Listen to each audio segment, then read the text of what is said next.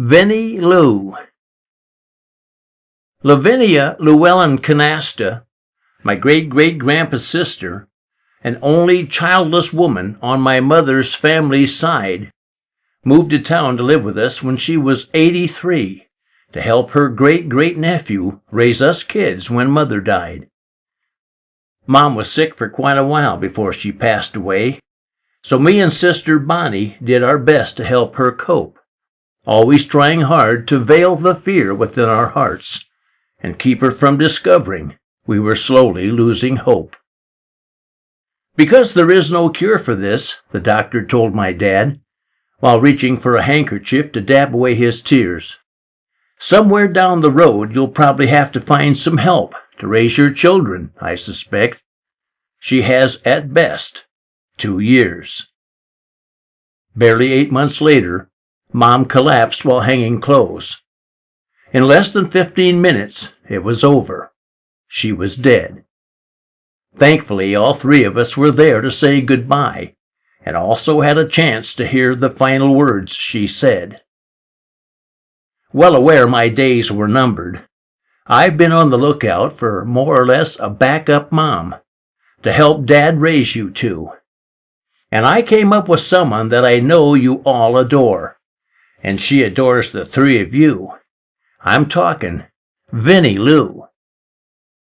Both of us are praying that you'll let her take my place, and it would mean so much to me to know that, when I'm gone, someone who we love that much will be here, just in case. Someone who is family and can help you carry on.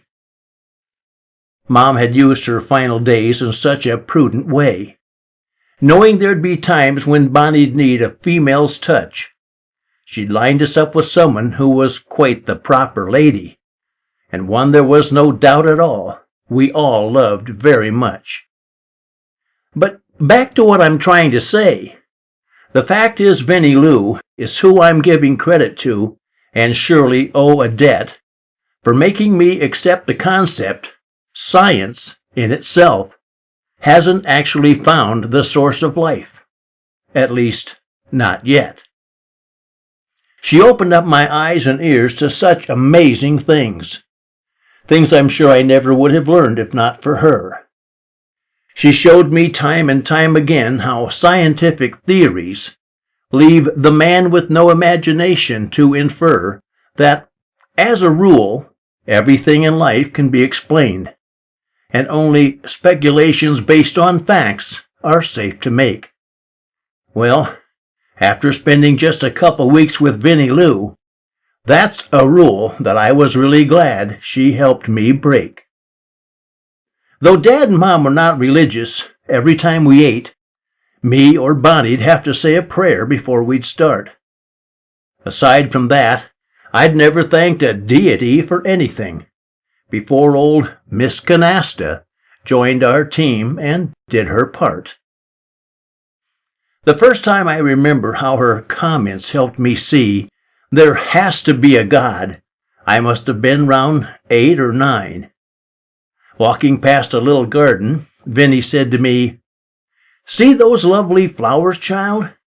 They're neither yours nor mine, and yet we reap the benefits of how they look and smell. We even sometimes pick a few to beautify our days, but nothing made by human beings will ever take their place for making up corsages, boutonnieres, and sweet bouquets. And hear that pretty whistling in the distance? That's a cardinal. And he was made by God, young man, not some fool machine. And see that big old apple? Well, there ain't a man on earth can make you one of those, and in a choice of red or green." Well, that was quite a while back, and time has really flown. I turned 23 last week, and Bonnie's pushing 20. But still today, when I confront a singing bird or flowers, I think of all the lessons that I learned from dear Aunt Vinnie. The one that means the most by far's the one she softly whispered as I reached out and took my firstborn child from Carly May. "This is what it's all about, young man. And I'm so very grateful to you and Roy and Bonnie for the role you let me play. Having pointed out to us so many prime examples of why there has to be a God, well, I can tell you this. If you're not convinced that He's the one behind it all, you can take my word for it. I'm telling you, He is.